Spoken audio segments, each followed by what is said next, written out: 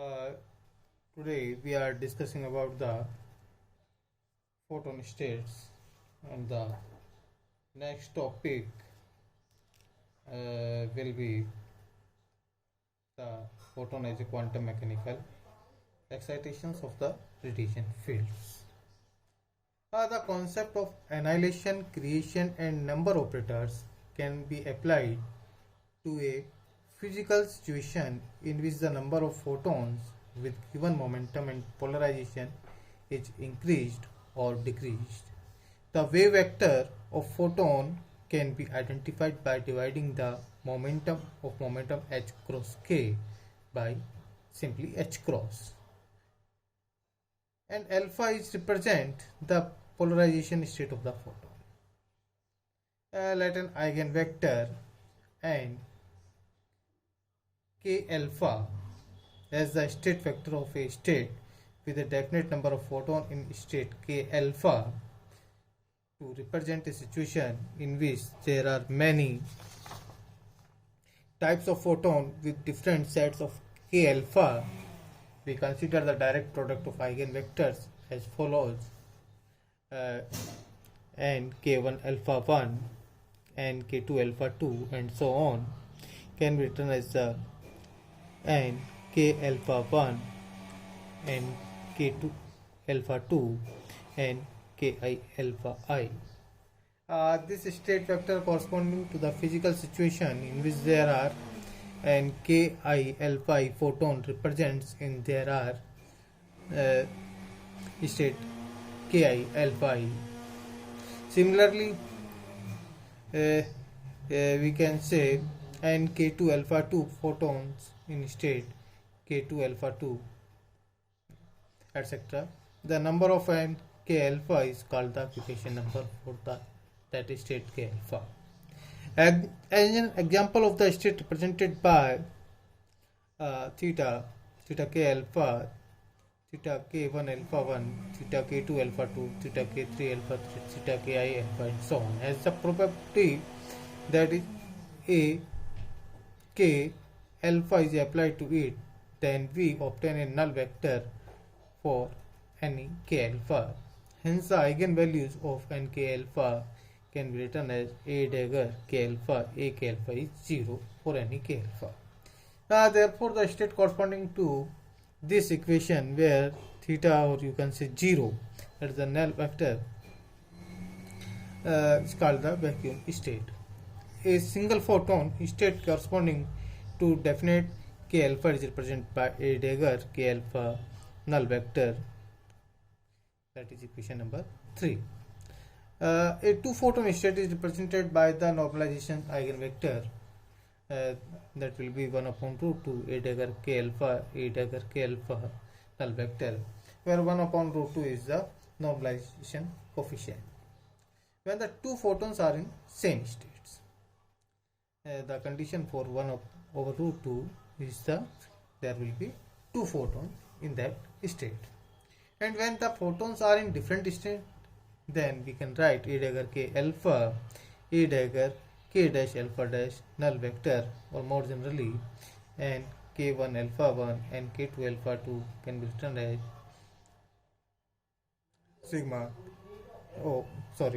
not sigma, pi ki alpha I, a dagger ki alpha I and ki alpha I over square root of n ki alpha I factorial with null vector 0. Here operator a dagger ki alpha I has the property of creating an additional photon in state ki alpha I, leaving the occupation number of state unchanged. Similarly, a k alpha is interpreted as the annihilation operator for a photon in state k alpha, and k capital and k alpha does not change the occupation number of photon. It simply gives its eigenvalue, the number of photons in state k. So we can say a dagger k alpha is the operator, is having the property of the creation operator, and the a k alpha has the property of annihilation operator. Now we are discussing about the photon as quantum mechanical excitation of the radiation field. As you know, the Fourier coefficient in the expansion of the classical radiation field must be replaced by the corresponding annihilation and creation operators. If the canonical annihilation and creation operator, if the canonical annihilation and creation operators, if the canonical variable of the radiation oscillator are to be interpreted as non-commutative quantum mechanical operators with the substitutions c k alpha over t equals to c square root of h cross over twice omega a k alpha t, and c star k alpha t equals to c square root of h cross twice omega a dagger k alpha over t. So the vector potential AXT can be written as 1 over square root V summation k and summation over alpha c square root of h cross twice omega a k alpha t epsilon alpha exponential iota k dot x plus a dagger k alpha exponential alpha and exponential minus iota k dot x. Here AXT is an operator for called the quantized field operator. The Hamiltonian operator of the quantized radiation field is given as h equals to 1 over 2 integration of b dot p plus e dot e over the volume space. In terms of creation and annihilation operator, it becomes h equals to 1 over 2 summation k and summation over alpha h cross omega a dagger k alpha a k alpha a k l plus a k alpha a dagger k alpha, or we can say summation over k and summation over alpha n k alpha plus half h cross omega, where omega equals to magnitude of k wave vector wave number and c is the velocity of light. Since the absolute energy scale is arbitrary, so we may use the energy state in which the energy of vacuum state is 0, that is h over the null state equals to 0. This assumption to subtracting summation over k summation over alpha h cross omega over 2 from equation 4. So equation 4 is replaced by h equals to summation over k summation over alpha h cross omega n k alpha.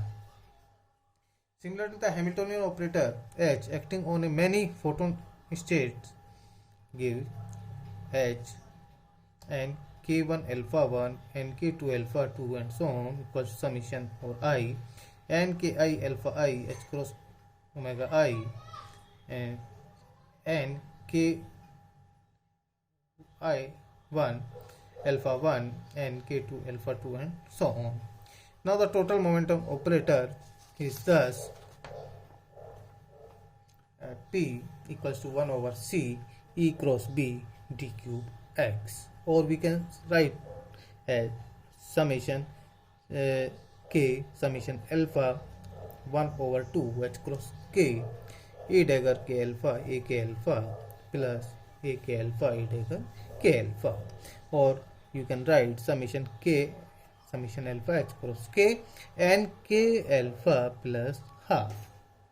In this equation, half can be dropped, since when sum over k h cross k cancel with minus h cross k. Thus we can write the momentum operator P can be written as summation k summation alpha h cross k and k alpha. Now the mass of the photon is given by, as you know, mass equals to square root of 1 upon c raised to power 4 e square minus p square c square. This relation comes from the special theory of relativity, or we can say mass square equals to 1 upon c4 e equals to h cross omega, that is h cross omega whole square minus p is equals to h cross k, and you can write h cross k whole square c square, and you know omega equals to kc. That means mass becomes 0. Thus the photon state is characterized by its momentum and polarization vector epsilon alpha. Now to find out the spin component, we first consider epsilon plus minus equals to minus plus 1 over square root 2, epsilon 1 plus minus iota epsilon 2, which are called circular polarization vectors. Under an infinitesimal rotation around the propagation direction k by an amount delta phi, the circular polarization vectors are changed by delta epsilon t plus minus equals to minus plus delta phi over square root 2 epsilon 2 minus plus iota epsilon 1, or you can say this is equals to minus plus iota delta phi epsilon plus minus. Hence we associate with epsilon plus minus the spin component m equals to plus minus 1, where the quantization axis has been chosen in the propagation direction. In other words, the photon spin is either parallel or antiparallel to the propagation direction. The description of the polarization state epsilon plus minus as the basis vectors is called the circular polarization representation in contrast to the linear polarization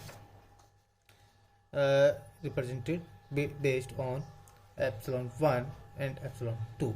The orthogonality relations for epsilon plus minus are given by epsilon plus minus dot epsilon plus minus star equals to minus epsilon plus minus epsilon minus plus, that gives equals to 1, and similarly epsilon plus minus dot epsilon minus plus equals to minus epsilon plus minus equals to 0, and k dot epsilon plus minus equals to 0. These are known as the orthogonality relations. Now, to study the time dependent of the quantization radiation field, let us first note that A k alpha and A dagger k alpha are the dependent operators satisfying the Heisenberg equation of motion. The Heisenberg equation of motion is given by A dot k alpha equals to iota upon h cross h A k alpha, or we can say 1 over h cross summation k dash alpha dash equals to h cross omega dash and k dash alpha dash A k alpha, because Hamilton operator is represented by h cross omega and k alpha, or we can say this is equals to minus iota omega A k alpha.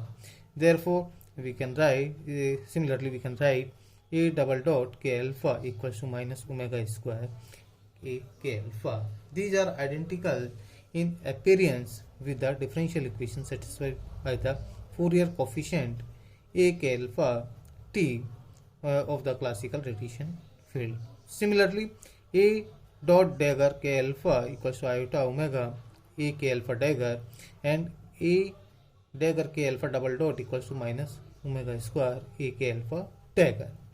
Integrating the equation A dot k alpha equals to minus iota omega A k alpha, we obtain the explicit time dependence for the annihilation and creation operators, like such that A k alpha equals to A k alpha 0 exponential minus iota omega t, and similarly integrating equation number 16, we get A dagger k alpha equals to A dagger k alpha 0 exponential iota omega t. Thus the quantized field operator A will be written as axt equals to 1 over square root v summation k and summation over alpha c h cross over twice omega A k alpha 0 epsilon alpha exponential iota k dot x minus omega t plus A dagger k alpha 0 epsilon alpha exponential minus iota k dot x minus omega t. So this is the representation of photon as quantum mechanical excitation of the radiation field. Thank you.